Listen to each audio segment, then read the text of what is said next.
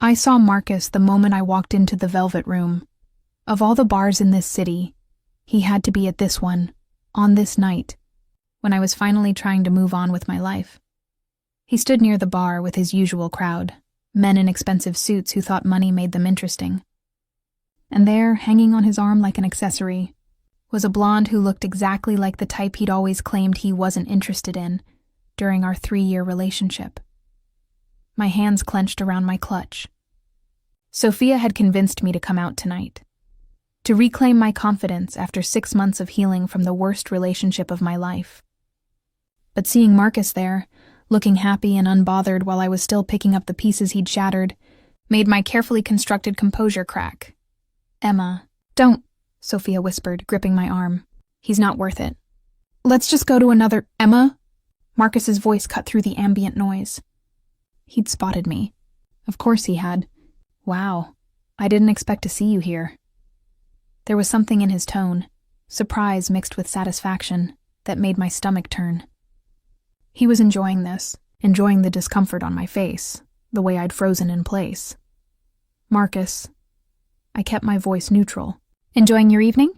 "Very much." He pulled the blonde closer, his hand possessive on her waist in a way he'd never been with me in public. "This is Amber. Amber, this is Emma, my ex." The way he said ex, like I was something he'd outgrown, discarded, upgraded from, made rage bubble up in my chest.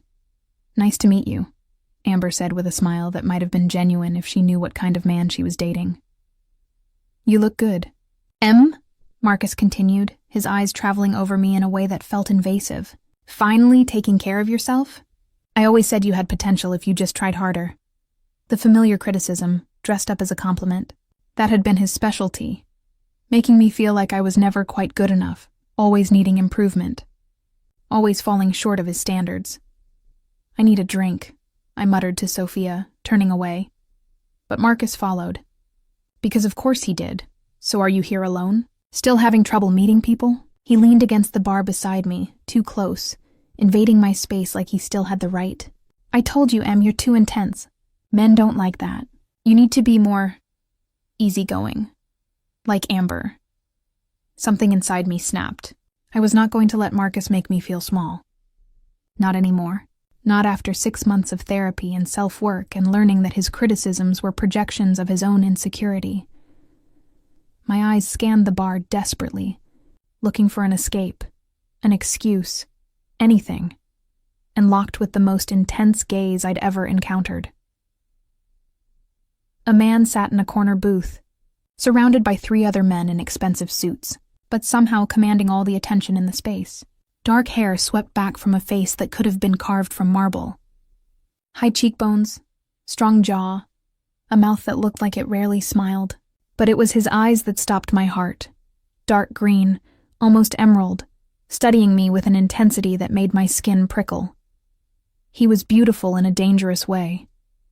The kind of man you knew was trouble just by looking at him. Our eyes met, and something passed between us. Recognition, maybe, or curiosity. He tilted his head slightly, one eyebrow raising in a silent question.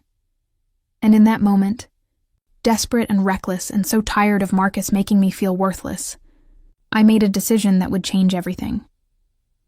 I walked straight to that corner booth, my heart hammering, very aware that Marcus was watching. "Hi, baby," I said, my voice surprisingly steady as I reached the table. "Sorry I'm late. Traffic was terrible." The man's expression didn't change, but something flickered in those green eyes. Surprise, amusement, interest. His companions looked confused, started to speak, but he held up one hand, silencing them. "Traffic," he repeated, his voice deep and accented. Italian, I realized. Of course. I was beginning to worry. He was playing along. This beautiful, dangerous stranger was actually playing along. Relief flooded through me. "Do you mind if I—" "Sit." It wasn't a request. He gestured to the space beside him in the booth, and his men immediately shifted to make room. I slid in beside him, hyper-aware of how close we were, how his cologne smelled like expensive wood and something darker. Under the table, his hand found mine, lacing our fingers together in a gesture so natural it made my breath catch. "Who's your friend?" he asked quietly, his eyes flicking to Marcus, who'd followed me and now stood awkwardly at the edge of the booth, looking confused and irritated. "Ex-boyfriend," I whispered. "Being a jerk. I understand." His thumb traced circles on my palm, sending electricity up my arm. "I'll handle it." He looked up at Marcus, his expression cooling several degrees. "Can I help you with something?" Marcus's eyes narrowed. "Emma, what are you doing?" "Having a drink with my boyfriend." The word felt foreign but necessary. "Did you need something?" "Boyfriend. You didn't mention, when did this—" "Why would I mention my personal life to you, Marcus? We broke up 6 months ago." I leaned slightly into the stranger beside me, feeling his solid warmth. "Now, if you'll excuse us, we were in the middle of a private conversation." Marcus's face flushed red. "You expect me to believe you're dating? Do you have any idea who this is?" "The man I'm in love with?" I said without thinking, then immediately regretted the words.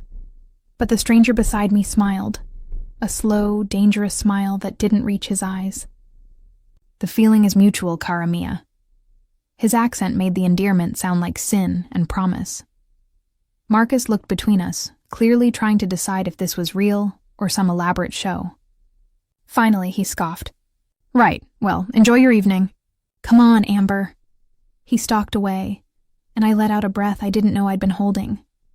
"Thank you," I said, starting to pull my hand away from the stranger's grip. "I'm sorry for putting you on the spot like that. My ex was being— Don't apologize." His hand tightened on mine, keeping me close. "And don't pull away yet. He's still watching." I glanced over and saw Marcus at the bar, his eyes on us, his expression dark. "Right. Sorry." I forced myself to relax against the stranger's side. "I'll just stay a few minutes until he leaves, then I'll get out of your hair." "What makes you think I want you out of my hair?" His voice held amusement now. "You walked up to me, called me baby, declared your love. The least you could do is tell me your name." "Emma. Emma Carter."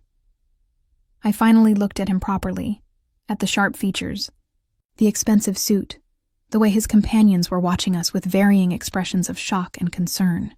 "And you are?" "Dante Moretti." He said it like I should recognize the name.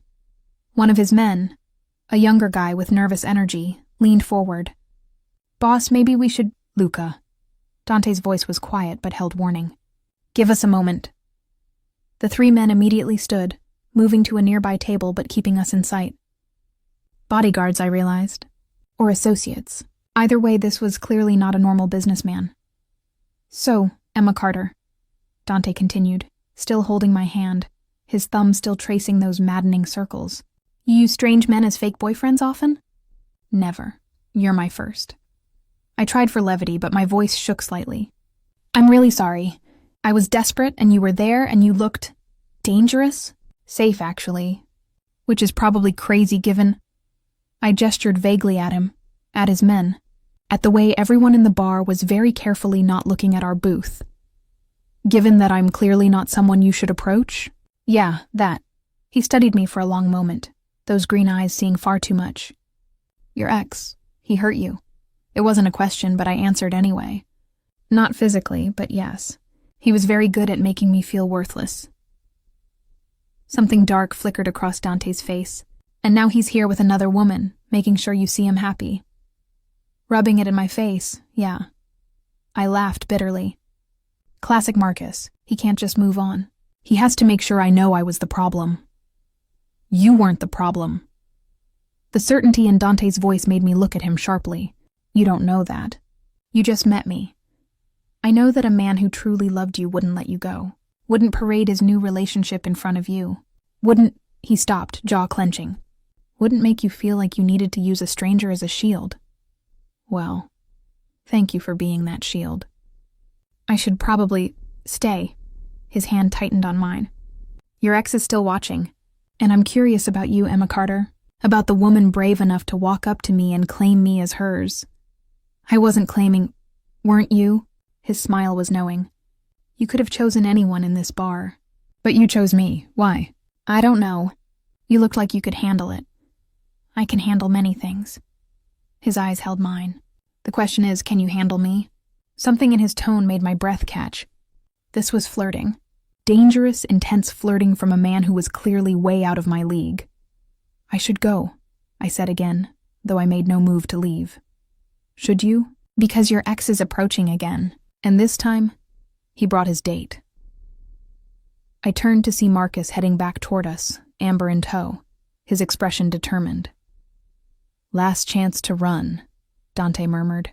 Or you can stay, and we'll make this convincing enough that he never bothers you again. Define convincing. Let me show you. His hand came up to cup my face, tilting it toward him. Tell me to stop if this isn't what you want. Then he kissed me, not a peck. Not a performance, a real kiss. Deep, claiming, his mouth moving over mine with practiced skill and barely restrained hunger.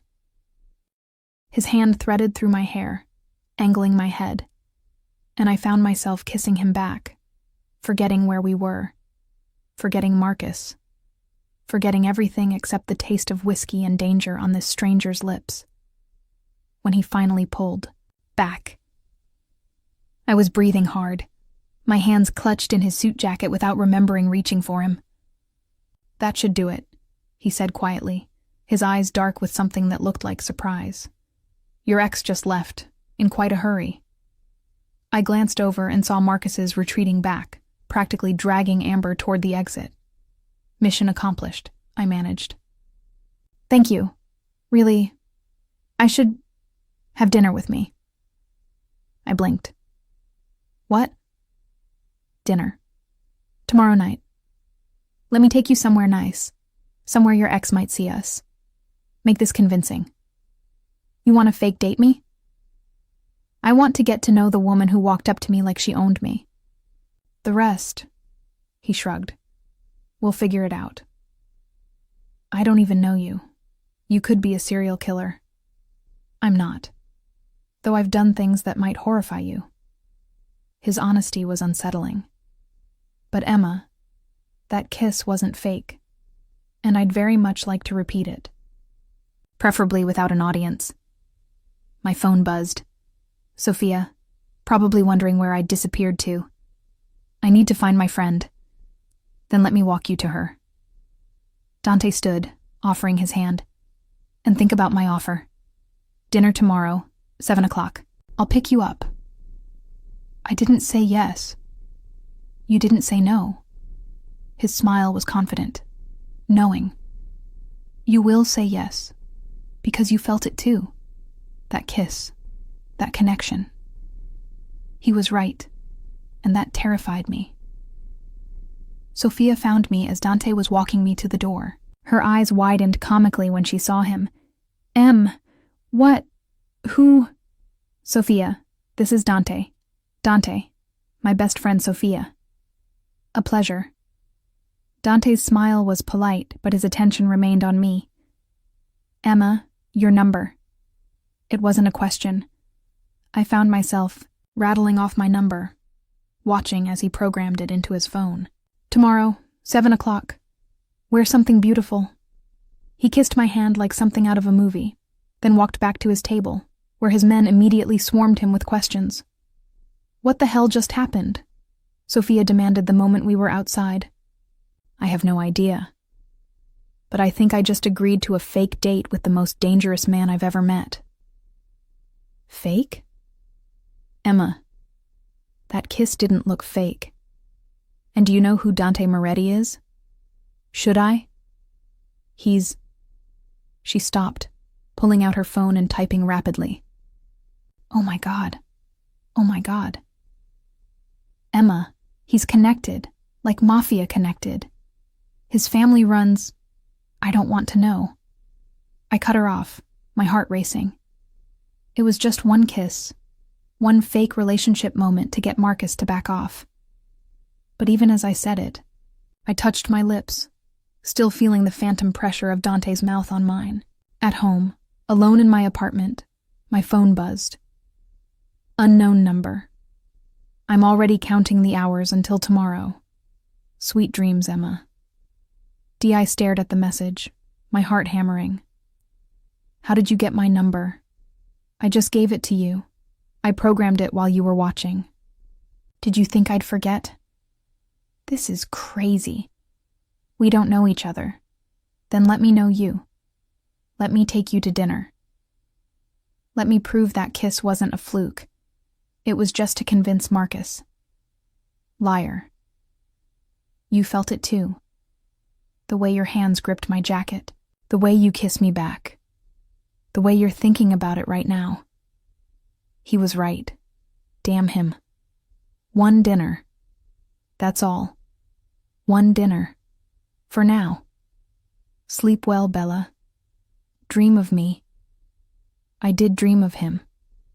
Of green eyes and dangerous smiles and a kiss that had felt like coming home and jumping off a cliff all at once. What had I gotten myself into? I changed outfits 4 times before Dante was supposed to arrive. Each dress felt wrong. Too formal, too casual, too desperate, too indifferent.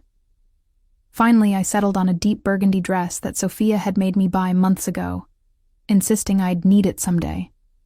That someday was apparently a fake date with a man who might be in the Mafia. At exactly 7 o'clock, my buzzer rang. Miss Carter, there's a Mr. Moretti here to see you, my doorman said, his voice holding unusual respect. Should I send him up? I'll come down. He requested to come up, miss. Said something about wanting to see how you live. That should have been a red flag. Instead, I found myself saying, okay, send him up.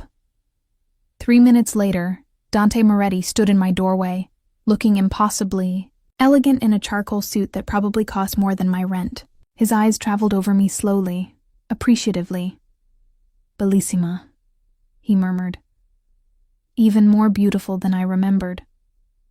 You saw me yesterday. 26 hours ago. I counted. He stepped inside without invitation, his gaze sweeping my small apartment with the same intensity he'd used on me. This is you. Books everywhere. Plants on the windowsill. Art that means something rather than matches the furniture. Are you always this observant? Always. It's how I stay alive. He picked up a photo from my bookshelf, me and Sophia at graduation. Your friend. She looked terrified of me last night. She Googled you, told me you're dangerous. And yet, you let me into your apartment. You're either very brave or very foolish. He set down the photo, turning to face me. Which is it, Emma? I haven't decided yet. He smiled. A real smile this time, not the dangerous one from last night. Honest, I like that. Too many people in my life tell me what they think I want to hear. What do you want to hear? The truth. Always the truth.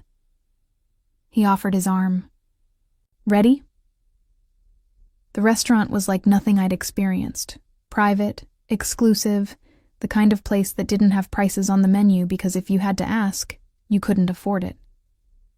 The maitre d' greeted Dante by name, leading us to a corner table that somehow felt both public and private. Do you come here often? I asked as Dante held out my chair. I own it. Well, my family does. He sat across from me, immediately commanding the attention of every server in the room without saying a word. I wanted somewhere we could talk without interruption, without your ex showing up. Has Marcus been bothering you? No. But he's been asking questions. About me. About us. About whether we're really together. Dante's expression darkened slightly. He doesn't believe you'd move on so quickly, or that you could attract someone like me. The casual cruelty of that statement, that Marcus thought I wasn't good enough for Dante, made anger flash through me. For the record, Dante continued, his eyes holding mine. He's an idiot. Any man who had you and let you go is the biggest fool I've ever encountered. You don't know me well enough to say that. Then let me know you. That's why we're here. He leaned back as wine was poured without him ordering. Tell me about Emma Carter, not the woman who needed a fake boyfriend, the real woman underneath. So I told him.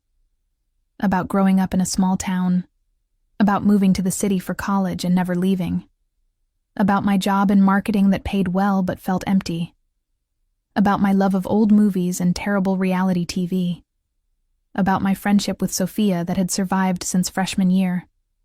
And somehow, talking to Dante felt easy, natural. He asked questions that showed he was really listening, that he cared about the answers. Not like Marcus, who'd always been waiting for his turn to talk, to redirect the conversation back to himself. "Your turn," I said over the main course. "Tell me about Dante Moretti.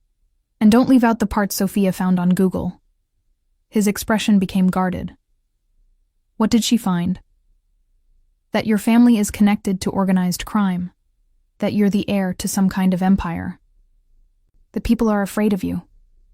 I met his eyes steadily. "Is it true?" "Yes. No excuses, no explanations, just simple honesty." "All of it?" I pressed. "My family's business is complicated. We operate in gray areas. Some of what we do is legitimate. Restaurants, real estate, import-export. Some of it isn't. And yes, people are afraid of me. With good reason. Should I be afraid of you? Probably. But you're not. I saw that last night. You walked up to me knowing I was dangerous, and you did it anyway." He leaned forward. "Why?" "Because Marcus was making me feel small. And you looked like someone who'd make me feel powerful instead." "Did I? Make you feel powerful?" "Yes. Especially when you kissed me in front of him." Something heated in Dante's eyes. "That kiss. I haven't stopped thinking about it. It was just for show. It wasn't, and we both know it." His hand reached across the table, fingers grazing mine. "Emma, I'm going to be honest with you. When you walked up to me last night, I was intrigued. Beautiful woman, clearly in distress, using me as a shield.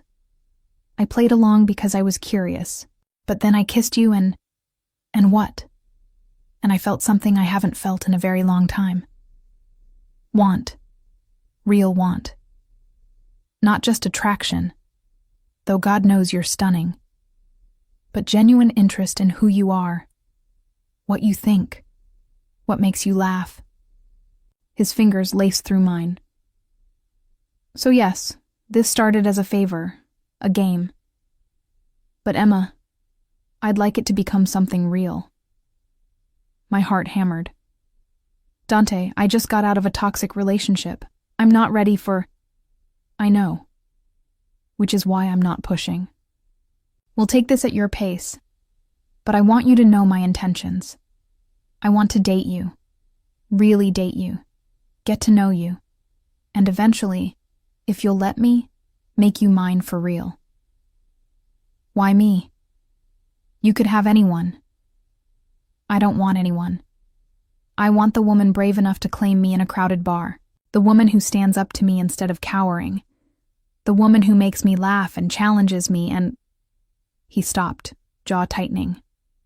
"Who makes me want to be better than I am. You barely know me. Then let me change that. Give me a chance, Emma. A real chance." Before I could answer, his phone rang. He glanced at it, frowned, then silenced it. "Sorry. Business." It rang again immediately. This time he answered. "This better be important," he said in Italian, his voice cold in a way I hadn't heard before. I didn't speak Italian, but I could hear the urgency in the caller's response. Dante's expression darkened when, a pause. "How long ago?" Another pause. "Find him. I don't care what it takes. Find him and bring him to me." He hung up, and when he looked at me, I saw something dangerous in his eyes. Something that reminded me exactly who and what he was. "I need to handle something. I'm sorry. I'll have my driver take you home." "What happened?" "Nothing you need to worry about." He signaled for the check, which appeared instantly. "Emma, don't lie to me. You said you wanted honesty. Give me the same courtesy." He studied me for a long moment. Someone made a move against my family's interests. Someone who knew I was here, distracted. They're sending a message. What kind of message? That they know about you. That they see you as a weakness. His jaw clenched. Which means I need to make it very clear that you're under my protection. That touching you means war. Ice flooded my veins. Dante, I don't want to be the reason.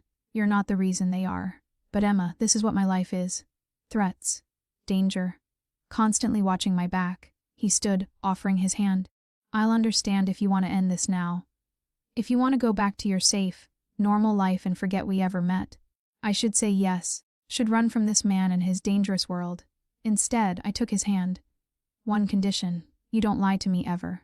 About the danger, about your business, about what dating you really means. I can handle the truth. I can't handle being kept in the dark. Something shifted in his expression. Surprise, respect, something warmer. Deal. No lies. But Emma, that means you'll hear things that might scare you. Then I'll be scared. But I'll be informed. I squeezed his hand. Take care of your business, but text me when you're done so I know you're okay. You're worried about me. Apparently. Against my better judgment. He pulled me close. Right there in the restaurant with everyone watching, and kissed my forehead. I'll text you. And tomorrow, I'm taking you somewhere special. Somewhere safe where we can talk without my phone interrupting. Dante. Say yes. Say you'll give this a real chance. Yes. But if people start shooting at us, I'm out. He laughed, the sound surprising and genuine. Fair enough. No shooting, I promise. The driver took me home, but Dante didn't come. I tried not to worry, tried to distract myself with TV and a book. But my mind kept returning to that phone call, to the coldness in his voice, to the danger he'd mentioned so casually. At midnight. It's handled. Everyone's safe. Including you. Sleep well, Bella. Tomorrow I'll show you a part of my world that's beautiful, not dangerous. D. Are you okay? Really okay, better now. Knowing you're home safe. Knowing you gave us a real chance. Thank you, Emma. For not running. Thank you for being honest. Even when it's scary. Always. That's my promise to you. Now sleep. Dream of me again. I'll be dreaming of you. I fell asleep with my phone on my pillow. A small smile on my face despite the danger. Despite the complications. Despite everything that said this was a terrible idea. The next morning, I woke to a text from an unknown number. Stay away from Dante Moretti. He's dangerous. You have no idea what you're getting into. This is your only warning. A friend, my blood ran cold. I screenshot the message and sent it to Dante immediately. His response came fast. I'm on my way. Don't leave your apartment. Don't open the door for anyone except me. Dante, what's going on? Someone's trying to scare you away from me. It won't work. I'm coming. Stay put. 20 minutes later, Dante appeared at my door with Luca and 2 other men. He looked like he'd been up all night, still in yesterday's suit. Tie loosened, hair disheveled. Show me the message.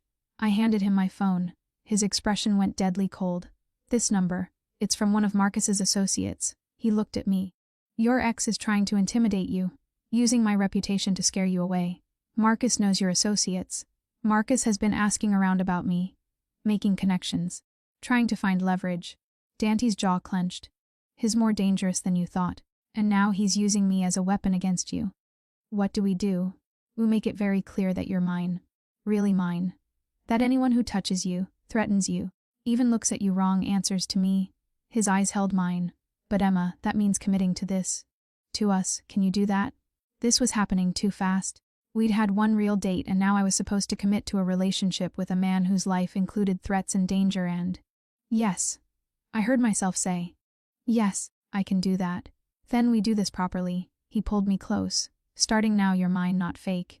Not pretend mine, and everyone will know it. Mine. Turned out to mean something very specific in Dante's world. Within hours, I had a security detail. Luca and another man named Tony who followed me everywhere. To work, to lunch, to the coffee shop down the street. It was suffocating and reassuring in equal measure. Is this really necessary? I asked Dante over dinner at his penthouse. Because apparently, I wasn't allowed to go to restaurants anymore without extensive security checks. Marcus escalated. He involved my business contacts, tried to use my reputation against you. That's not someone who's going to back down easily. Dante's hand found mine across the table. I know it feels extreme. But Emma, I won't risk you. Not for anything. I feel like a prisoner. You're not a prisoner, you're protected. There's a difference? Is there? Because I can't go anywhere without armed guards following me. He was quiet for a moment, then stood, pulling me up with him. Come with me. I want to show you something. He led me to his home office. a room I hadn't been in before. The walls were covered with monitors showing various locations. I recognized my apartment building, the entrance to my office, even the coffee shop I frequented. "You've been watching me." My voice came out sharper than intended. "I've been protecting you. There's a difference." He pointed to one screen. "That's Marcus. Outside your building. 3 hours ago. He left when he saw Luca. Ice flooded through me. He came to my apartment? He's been there twice since the message. Trying to catch you alone. Trying to." Dante stopped, jaw clenching. "Trying to get to you. Which is why the security isn't negotiable." I stared at the screens, at the evidence of Marcus's stalking, and felt violated in a way I hadn't expected. Why is he doing this? Because he can't stand that you moved on, that you found someone he perceives as better than him. Marcus is a narcissist, Emma. He needs you to be broken without him. Your happiness threatens his narrative. How do you know so much about him? I had him investigated. Within an hour of receiving that text message, I knew everything about Marcus Webb. His job, his finances, his habits, his weaknesses. Dante turned to face me fully. He's in debt, gambling mostly. He owes the wrong people money, which means he's desperate. And desperate men are dangerous. What are you going to do? I'm going to make him an offer. Clear his debts in exchange for leaving you alone. Permanently. You're going to pay off Marcus. I'm going to buy your safety. There's a difference. I pulled away from him, pacing the office. This is insane. We've known each other a week. You're buying off my ex-boyfriend, putting guards on me, watching my apartment. Because you're mine now. I told you that. Did you think I was speaking metaphorically? Yes. I thought you meant we were dating. Not that you were going to restructure my entire life. He moved toward me, his voice gentler. I understand this is overwhelming. But in my world, half measures get people hurt. If I'm going to protect you, I do it completely. No compromises. And if I don't want this level of protection, if I want my normal life back, then you walk away. Right now.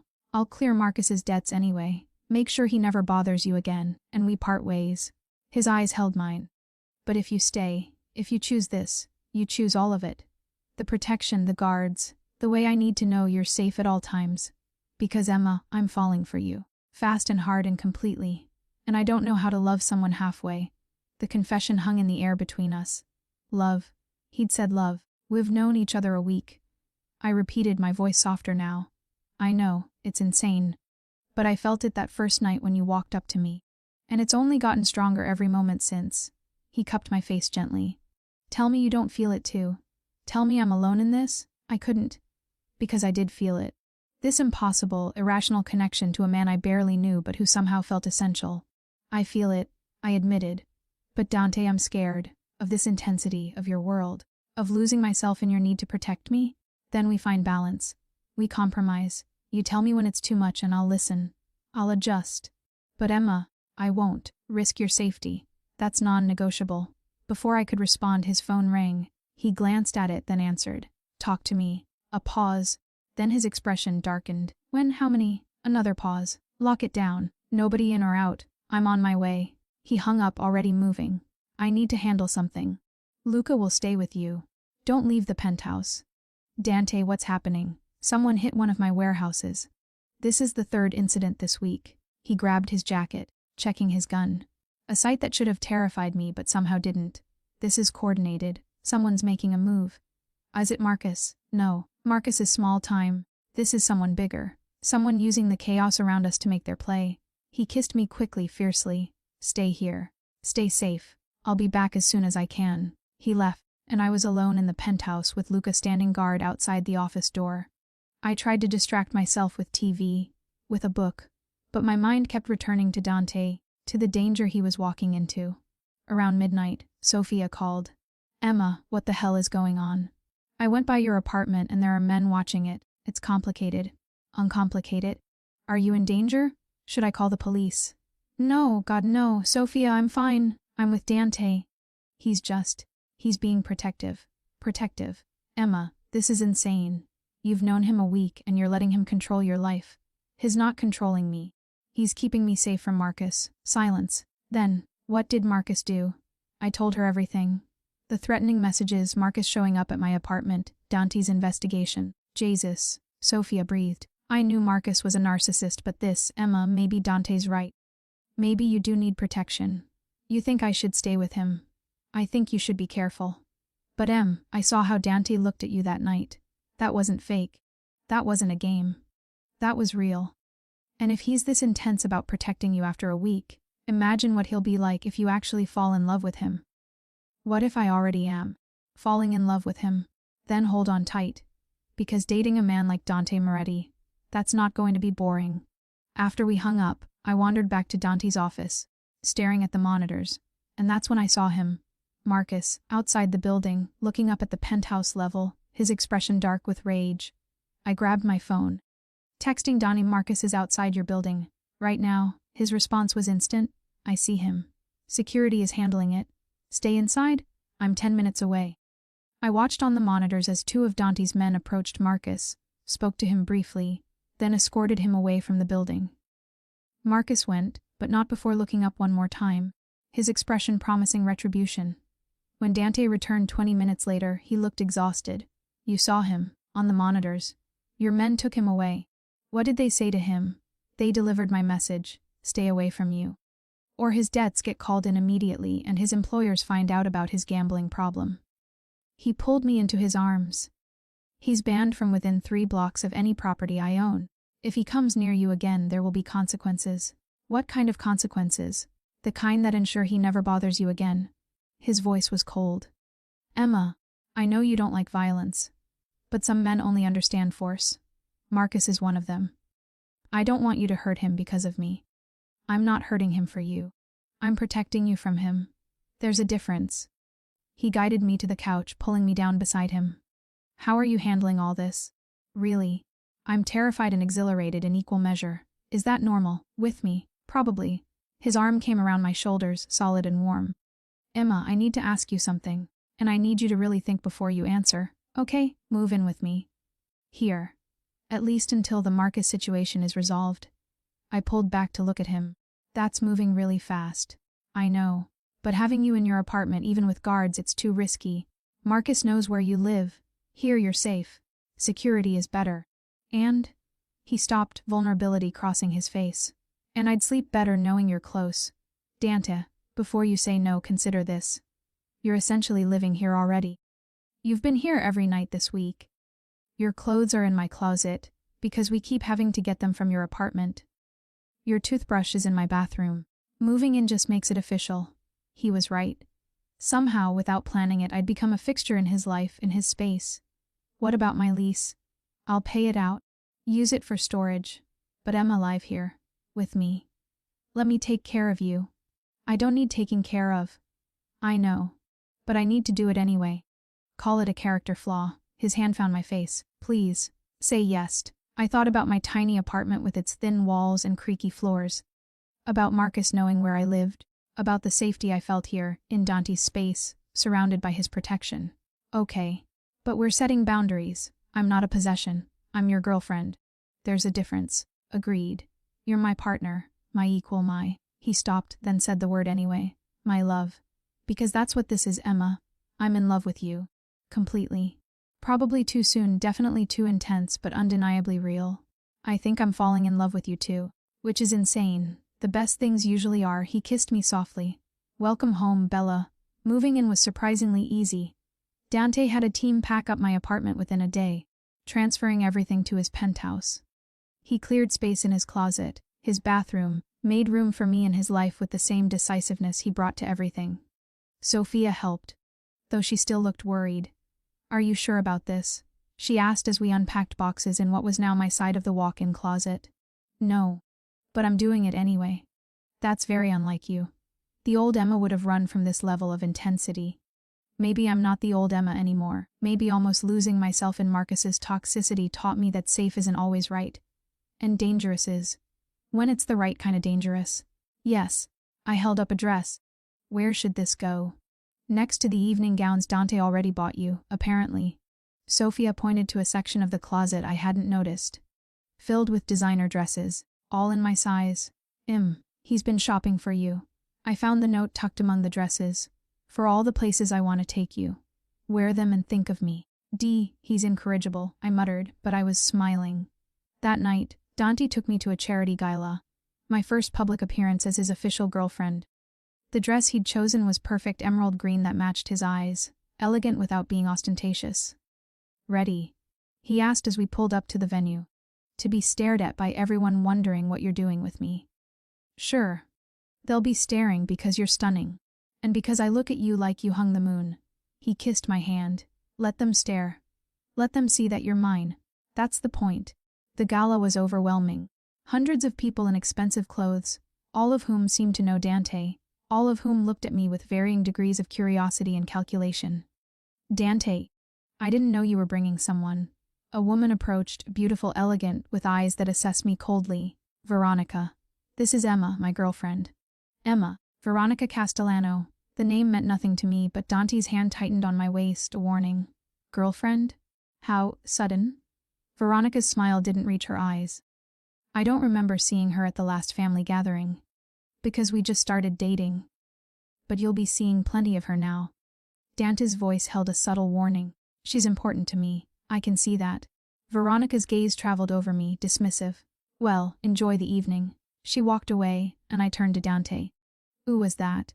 "Someone who thought she'd be standing where you are." His expression was unreadable. She was wrong. The rest of the evening passed in a blur of introductions and careful conversations. Dante kept me close, his hand always on me, my waist, my back, my hand, claiming me publicly in a way that should have felt possessive but instead felt protective. "You did well tonight," he said as we drove home. "I know it wasn't easy, being on display like that. Everyone was judging whether I'm good enough for you, and concluding you're too good for me. Which is accurate." He brought my hand to his lips. "Thank you for doing that. For standing beside me. For letting them see that you're mine." Dante, about that. The mine thing.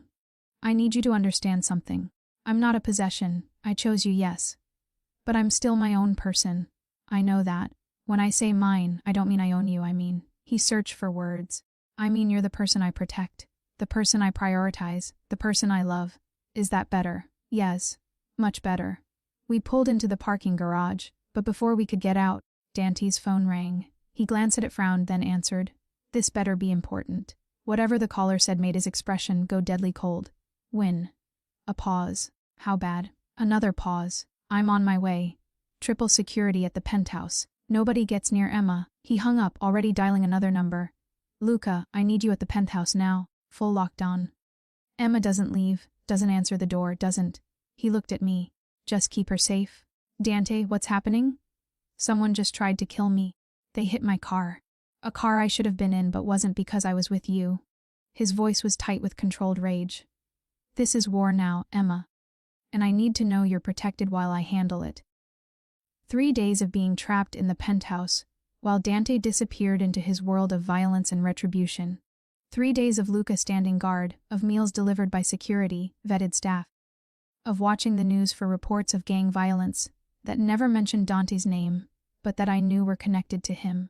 He called twice a day, morning and night, his voice tired but steady. "I'm fine," he'd say before I could ask. "It's handled. Almost over. Just a few more loose ends." Whose car was it, the one they bombed? "One of my drivers. He's alive. Injured but alive. They've been dealt with." I didn't ask what "dealt with" meant. I wasn't sure I wanted to know. On the 3rd night, Dante finally came home. He looked exhausted, suit rumpled, 5 o'clock shadow darkening his jaw, eyes hollowed with fatigue. But alive. Whole. I launched myself at him before he'd fully closed the door, wrapping my arms around him, breathing in his familiar scent. "You're okay. You're really okay?" I promised I would be. His arms tightened around me. "Dio, I missed you. Every moment away from you felt like torture." "What happened? Who tried to kill you?" He was quiet for a long moment, then led me to the couch, pouring himself a whiskey before sitting. "Veronica Castellano. The woman from the gala." His voice was flat. "She hired the hit. Thought if she eliminated me, she could take over my operations. And she was angry about you. About being passed over. She tried to kill you because you chose me over her. She tried to kill me because she's ambitious and ruthless and saw an opportunity. You were just the catalyst." He took a long drink. "She's been dealt with. Her family disavowed her. She'll never be a threat again." "What does dealt with mean?" "Dante," he met my eyes.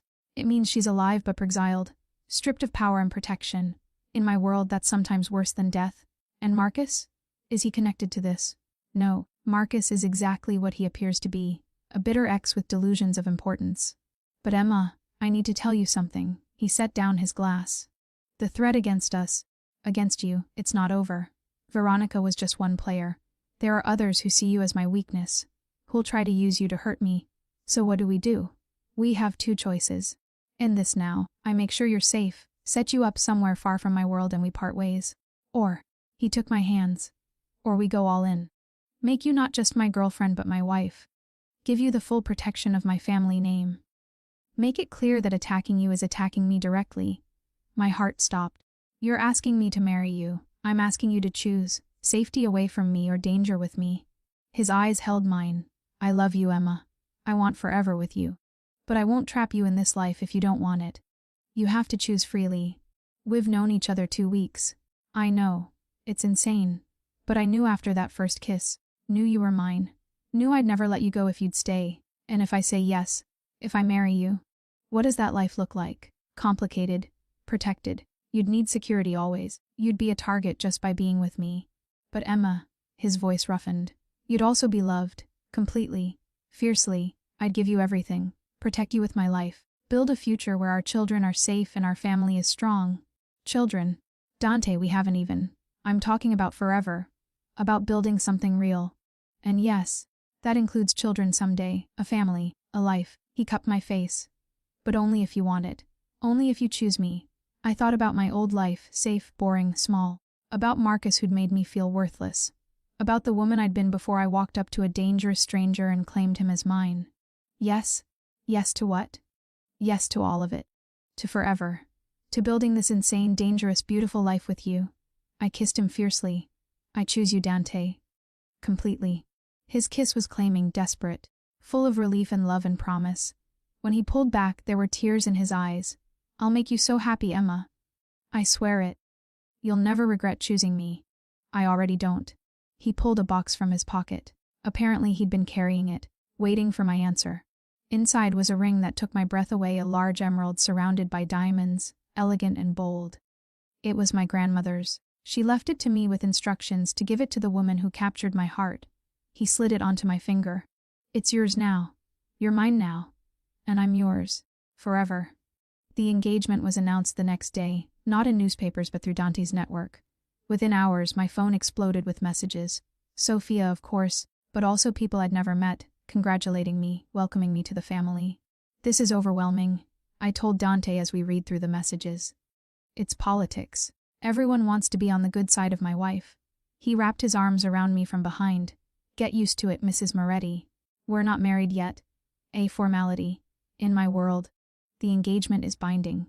You're mine now. Officially, that evening we had dinner with Danny's family.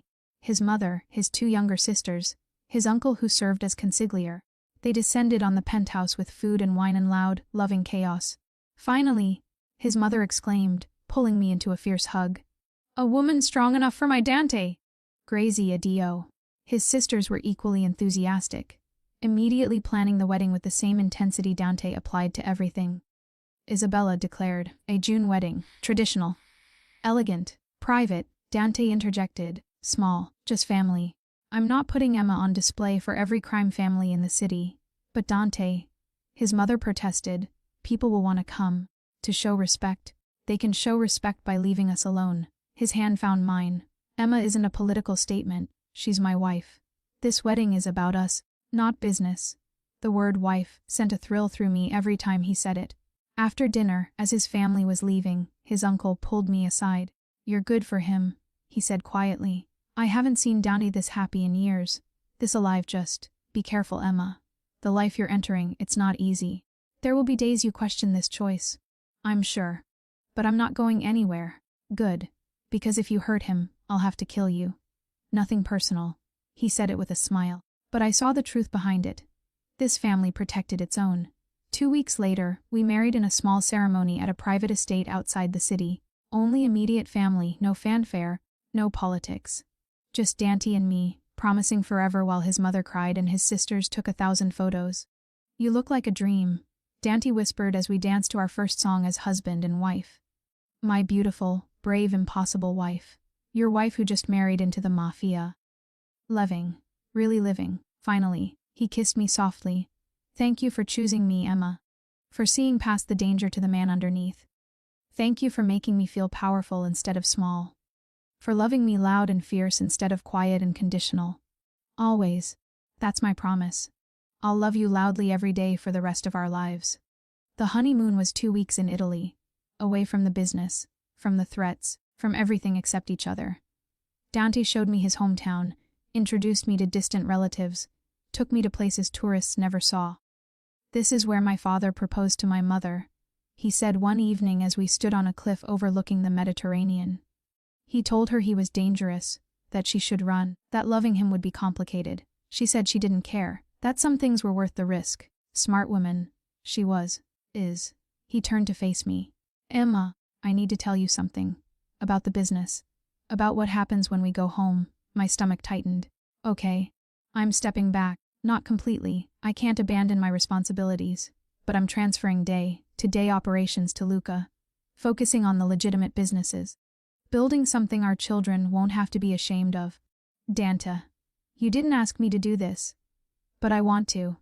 I want a life where I come home to you every night. Where you don't have to worry if I'll survive the day. Where we can build something real and good. His hands cupped my face. You make me want to be better. So I'm going to be better? I don't want you to change who you are for me. I'm not changing who I am. I'm becoming who I want to be. There's a difference. He kissed me softly, and who I want to be is your husband. A good husband. A safe husband. A man you can build a future with without fear. I love you. Exactly as you are. And I love you. Enough to change, enough to try. We returned home to find Marcus had left the city. Dante's people had made it clear, very clear, that his presence was no longer welcome. He'd moved to California, started over, and according to reports, was in therapy dealing with his issues. You didn't hurt him, I said when Dante told me. I promised I wouldn't, and I keep my promises to you. He pulled me into his lap. Besides, broken men aren't threats. He's harmless now. What about Veronica, exiled to Sicily, working in her family's olive groves? She'll never have power again. He traced my face with one finger. Everyone who threatened you has been dealt with.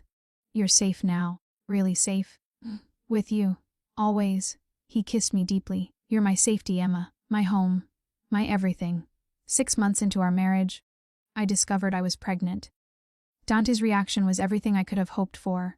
Joy, tears, immediate panic about whether the penthouse was safe enough for a baby. He declared, with a yard, and better security, and, Dante. Breathe, we have time. We have 7 months.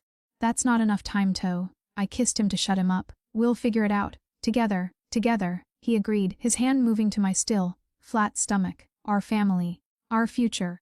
Our everything. The baby came in spring. A girl with my eyes and Dante's hair. We named her Sophia Grace after my best friend and his grandmother. She's perfect, Dante whispered, holding our daughter with trembling hands. Like her mother. She's going to wrap you around her finger. Already has. He looked up at me with tears in his eyes. Thank you, Emma. For this, for her.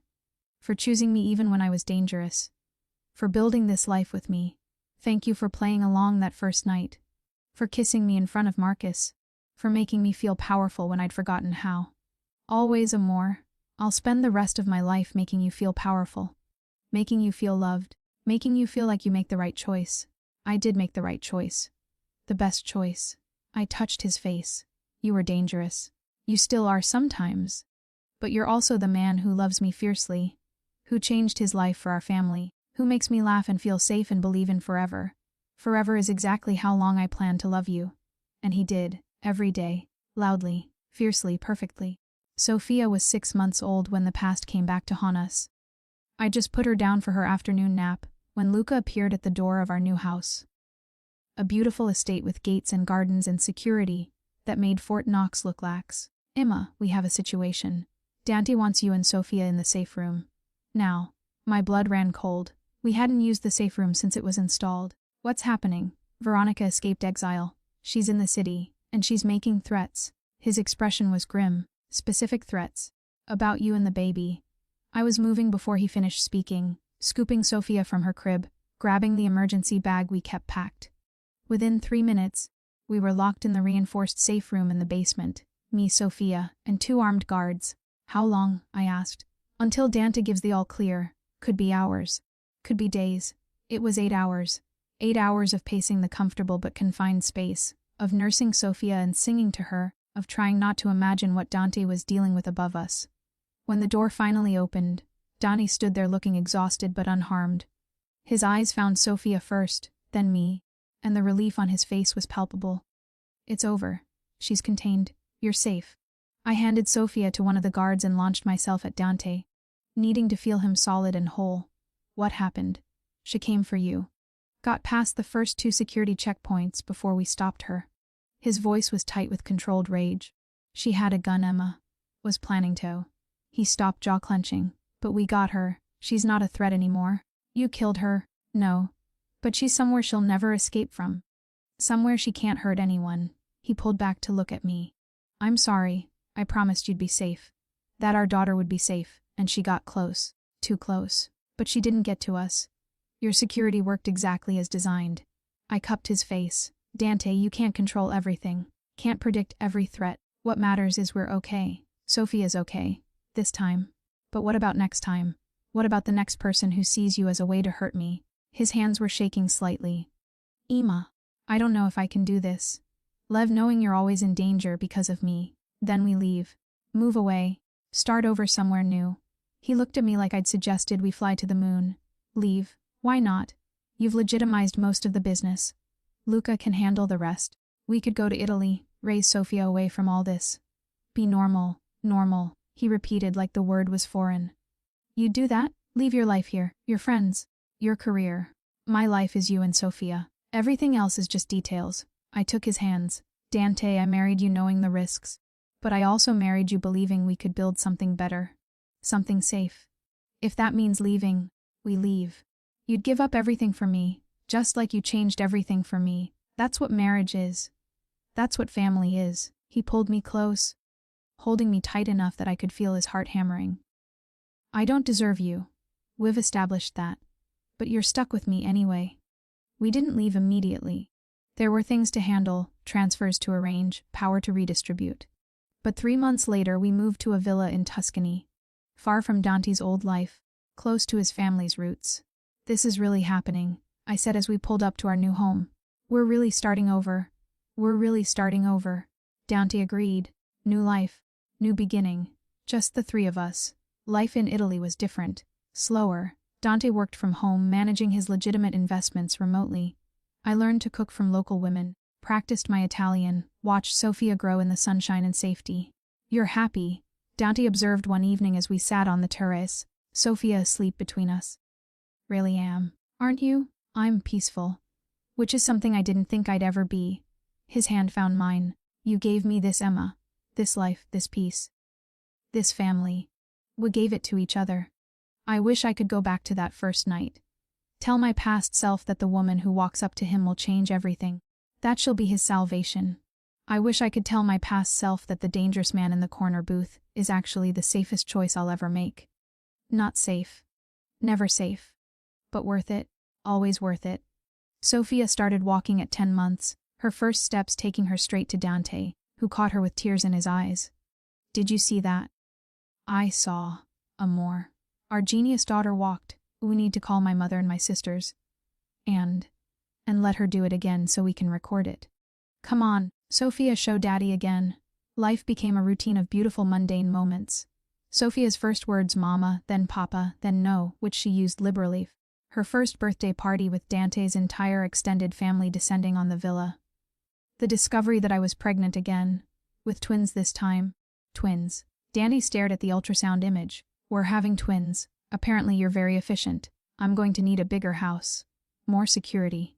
Better. Dante. Breathe. We have 6 months. That's not. I kissed him. We'll figure it out like we always do. The twins' boys were born healthy and loud. Marco and Luca. Named after Dante's most loyal men. 3 children. Dante said, holding both boys while Sophia demanded his attention. We have 3 children. How did this happen? Well, when 2 people love each other very much. Smart ass. But he was smiling. Emma, I love our chaos, love our life.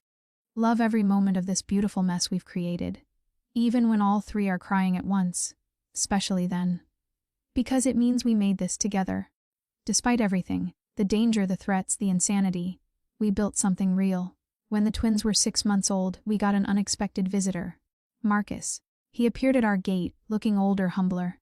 The security team detained him immediately, calling Dante. "Let him in," Dante said after a long pause.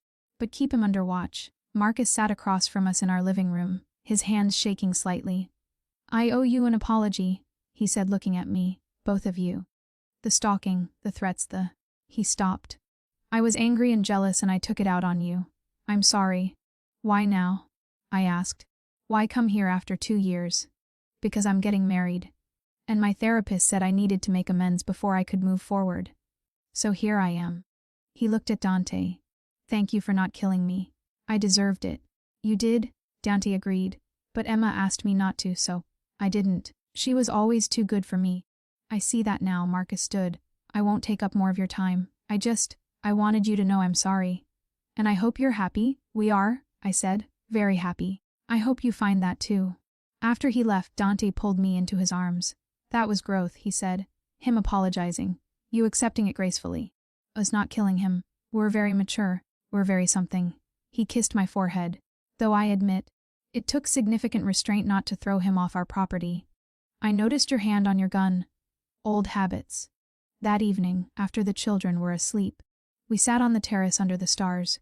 "Do you ever regret it?" Dante asked. "That night at the bar, walking up to me? Never, not once. You, playing along. Best decision of my life." He pulled me into his lap. "You know what I think about sometimes? If you'd chosen someone else that night.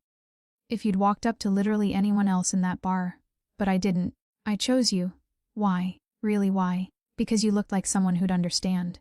Who'd play along. I stopped thinking. Who'd make me feel powerful instead of small. And I was right. You did all those things and more. I made you feel powerful. You made me feel everything. Powerful, safe, loved, seen, important. You made me remember who I was before Marcus tried to destroy me." I touched his face. "You saved me, Dante. Just like I saved you." "From what?" "From a life of emptiness." I smiled. "From boring Sunday mornings and quiet evenings and ordinary happiness." "Our happiness is many things. Ordinary is not one of them." "No. But it's ours and that's what matters." 5 years after that first night, we returned to the city for a visit. Sophia was in school, the twins in preschool, and Dante's mother wanted to see her grandchildren. We walked past the Velvet Room, the bar where it all started. "Should we go in?" I asked. "For old time's sake. Why not?" Inside was exactly as I remembered. The corner booth where Dante had been sitting was occupied by a young couple, clearly on a first date. "That's where you were sitting," I said, pointing. "Right there. Looking dangerous and beautiful. That's where you walked up to me, looking desperate and brave." He pulled me close. Changed my life with 4 words. "Hi, baby. Sorry I'm late." Best fake relationship that ever became real. The only fake relationship that became real. At least for me. We ordered drinks and sat at a different table, watching the young couple in our old booth navigate their awkward first date. "Think they'll make it?" I asked. "Depends. Is she brave enough to claim him? Is he smart enough to let her?" "What made it?" "We did more than make it. We built an empire." His hand found mine. An empire of sticky hands and loud mornings and chaos and love. The best kind. No regrets. Not one. You. Just that I didn't walk up to you sooner. Then we agree. That night was perfect. The beginning of everything. The beginning of us. The best us I could have imagined. We left the bar hand in hand, heading back to his mother's house where our children were probably terrorizing her with demands for cookies and stories. "This is it," Dante said as we walked. "This is the life I never knew I wanted. Ordinary days and extraordinary love and 3 children who have your eyes and my stubbornness. This is the life I was too scared to dream of. Safety and passion and a man who chose me and kept choosing me every day after. Always a more. I'll choose you every day for the rest of our lives. Even when I'm old and gray and our children are giving us grandchildren. Especially then. You'll be my dangerous choice, my beautiful risk, my everything." And he was right. Through everything, the chaos, the fear, the mundane moments, and the extraordinary ones, we chose each other. Every single day. Because some fake relationships are meant to become forever. And ours was always meant to be real. 10 years after that first night at the Velvet Room, I stood in our villa's kitchen, watching chaos unfold with the kind of amused resignation that came from a decade of marriage to Dante Moretti. Sophia, now 15, was arguing with her father about whether she could go to a party in the village. The twins, 13 and full of mischief, were supposed to be doing homework but were instead building what looked like a catapult out of kitchen utensils. And our youngest, 4-year-old Isabella, the surprise baby who'd arrived 3 years ago, was covered in flour, having helped me bake cookies. Absolutely not, Dante was saying to Sophia in that tone that meant the discussion was over. 15-year-old girls do not go to unchaperoned parties. But Papa, everyone is going. You're being ridiculous. I'm being a father. There's a difference. A mama? Sophia turned to me for support. Tell him he's being overprotective. I wiped flour from Isabella's face, trying not to smile. Your father has always been overprotective. It's one of his more endearing qualities. It's not endearing. It's suffocating. Sophia Maria Moretti. Dante's voice dropped to that dangerous quiet. Watch your tone with your mother. Sophia huffed but complied. She'd inherited my stubbornness and Dante's intensity, a combination that made for explosive teenage years. How about a compromise? I suggested. You can go to the party. What? All three, Sophia and both twins, exclaimed simultaneously. No way, Sophia protested. Hey, Marco objected. We're only 2 years younger, and we're cooler than you, Luca added. Boys, I warned. Not helping. Dante pulled me aside while the children continued bickering. You're really okay with her going? She's 15. We can't lock her in the villa forever, amor. Besides, the boys will keep an eye on her, and text us constantly, knowing them. I don't like it. I know. But we have to let her grow up sometime. I touched his face. Remember when you were 15? What were you doing? Things that would give me a heart attack if Sophia tried them, he admitted. Fine. But the boys go, and she's home by 11 midnight, Sophia negotiated, appearing at his elbow. And the boys stay outside the party, 11:30, and the boys go inside. Deal. Crisis averted. I returned to baking while Dante helped Isabella decorate cookies, which mostly meant eating the icing. You know, he said, watching our daughter cover herself in more flour. 10 years ago I was running a criminal empire and making people disappear. Now I'm negotiating curfews and helping a 4-year-old ice cookies. How did this become my life? Because you walked into a bar and a desperate woman claimed you as her boyfriend. Best fake relationship I ever had. I was your only fake relationship. And thank God for that. He crossed to me, pulling me into his arms despite my flour-covered hands. I love this life, Emma, every chaotic, loud, messy moment of it. Even when Sophia is screaming at you about being overprotective. Especially then. Because it means I get to protect her. That she's here and safe and alive to scream at me. His arms tightened. Do you know how many nights I lie awake terrified something will happen to you? To them. That someone from my old life will come back. And how many times has something actually happened? Exactly once. With Veronica. And we handled it. Exactly.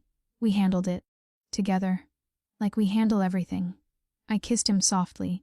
Dante, you've spent 10 years waiting for the other shoe to drop. Maybe it's time to believe we're actually safe. That we actually made it. Made it to what? To this, to normal family chaos. To teenager arguments and flour-covered toddlers and... I stopped as the twins launched something across the kitchen with their makeshift catapult. And boys who apparently think the kitchen is a physics lab. Marco, Luca, what did I say about building weapons in the house? You said not in the house. Marco pointed out.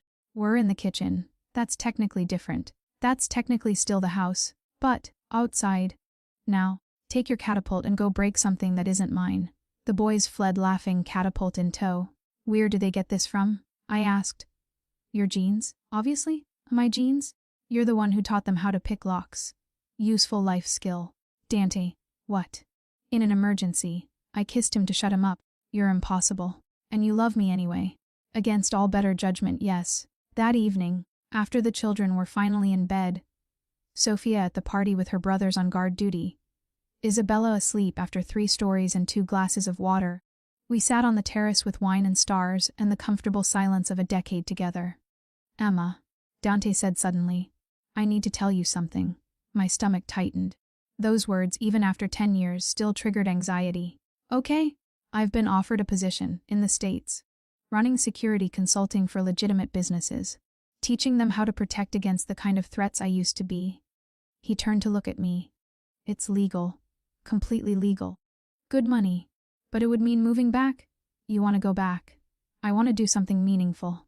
Something that uses my skills for good instead of. He gestured vaguely. Instead of what I used to do. But Emma, only if you want to. If you're happy here, we stay. Your vote matters more than the job. I thought about our life in Tuscany. The peace we'd found, the safety, the distance from Dante's past. What do the kids think? I haven't asked them. Wanted to talk to you first. Ask them. Tomorrow. See what they want. If they're happy here, we stay. If they want adventure, we go. I took his hand.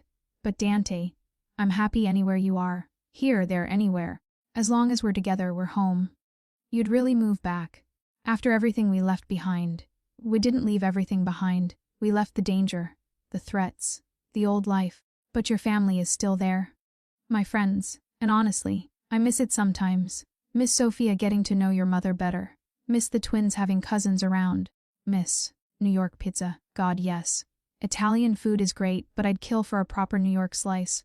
He laughed, pulling me into his lap. Then we'll discuss it with the kids. Make it a family decision. But Emma, thank you.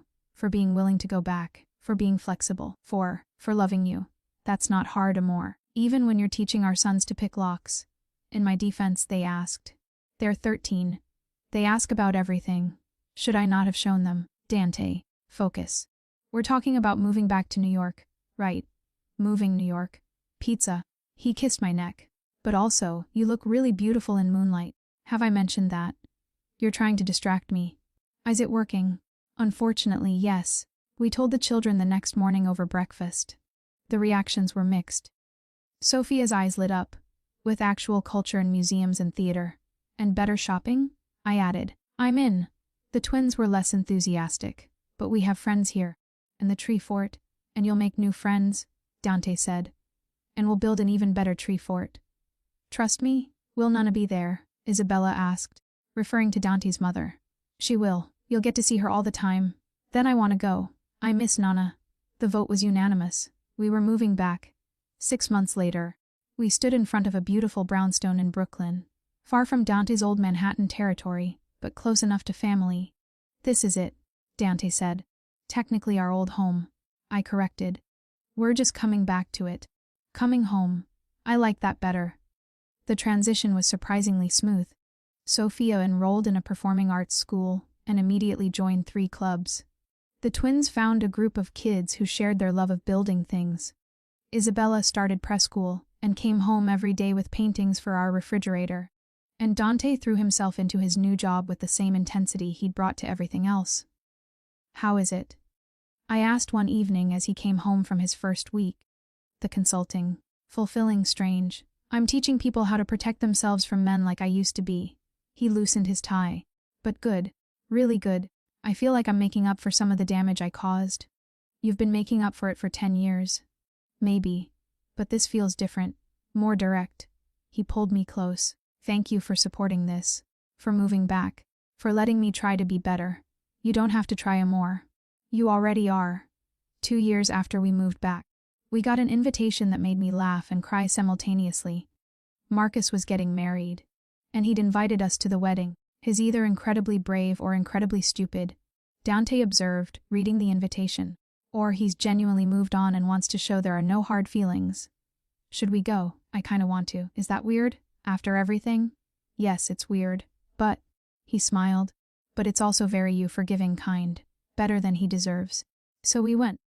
To a small wedding in Connecticut, where Marcus married a woman who looked at him with genuine love, and he looked back the same way.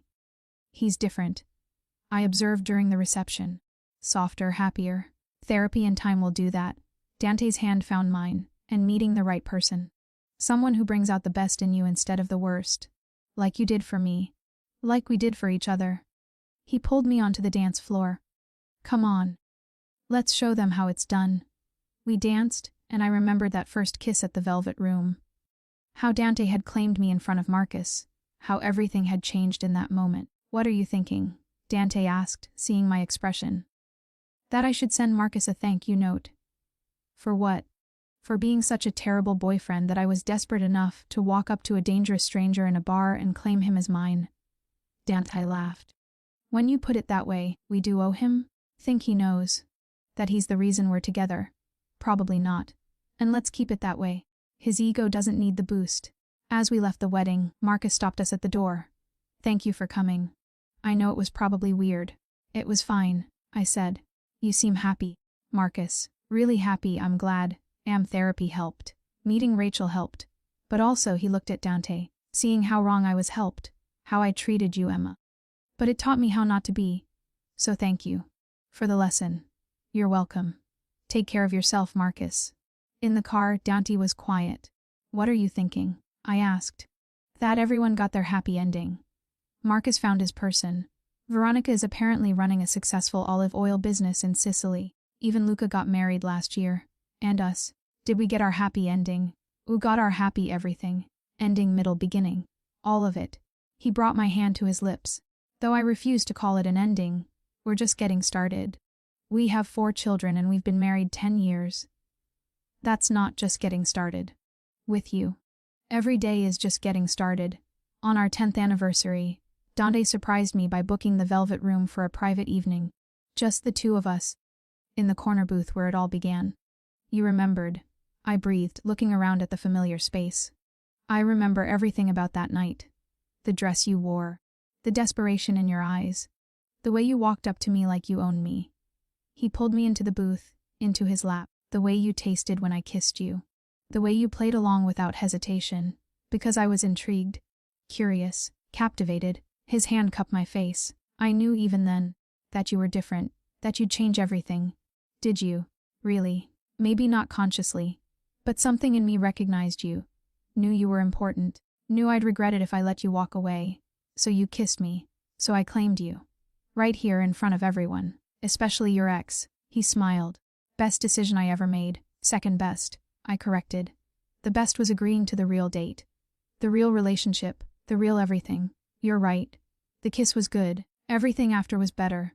We ordered the same drinks we'd had that first night. Sat in the same places. Recreated the moment as best we could. Hi, baby.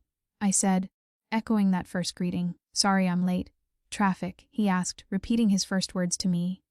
Something like that. Well, you're here now. That's what matters. I touched his face, feeling the silver starting to thread through his dark hair, the lines around his eyes that came from a decade of laughter and love. I'd choose you again, every time, in every lifetime, even knowing everything. The danger, the complications, the chaos. Especially knowing everything. Because it led to this. To us, to our family. To a life I never knew I wanted but can't imagine living without. I love you, Emma Moretti. More today than yesterday, less than tomorrow. That's very poetic for a former Mafia boss. You bring out my softer side. And you bring out my brave side, my strong side. My side that doesn't settle for less than extraordinary. We kissed, there in our booth, tasting wine and memory and 10 years of love. Should we tell the kids? I asked when we broke apart. That this is where it all started. When they're older. When they can appreciate the insanity of it. Their mother, desperate to escape a bad ex, claiming a dangerous stranger as her boyfriend. That stranger captivated enough to play along. A fake relationship that became real. The most real thing in my life. Mine too. We stayed until closing, talking about everything and nothing. About Sophia's college plans and the twins' latest invention and Isabella's announcement that she wanted to be a princess doctor when she grew up. About Dante's work and my part-time consulting and the trip to Sicily we were planning for the summer. Normal things. Beautiful things. The kind of things I never thought I'd have with a man like Dante Moretti. Ready to go home, he asked finally. Always. As long as home is with you. We drove back to Brooklyn. To our brownstone full of sleeping children and the life we'd built. As we stood in the doorway, Dante pulled me close. Thank you, he whispered. For what? For that first night. For walking up to me. For being brave enough to claim me. For choosing me every day after. For building this beautiful, chaotic, perfect life with me. His voice roughened. For saving me, Emma. In every way a person can be saved. You saved me too. From settling. From believing I wasn't worth real love. From a life half-lived. I kissed him softly. We saved each other, and we'll keep saving each other. Every day. For the rest of our lives. Promise? Promise? You're mine, Emma. Really mine. Forever mine. And you're mine. My dangerous choice. My beautiful risk. My everything. We walked inside, closing the door on the past, on that first desperate night, on everything we'd overcome to get here. But the best part. We were still writing our story, still choosing each other, still falling in love every single day. Because some fake relationships are meant to become forever. And ours was always meant to be legendary.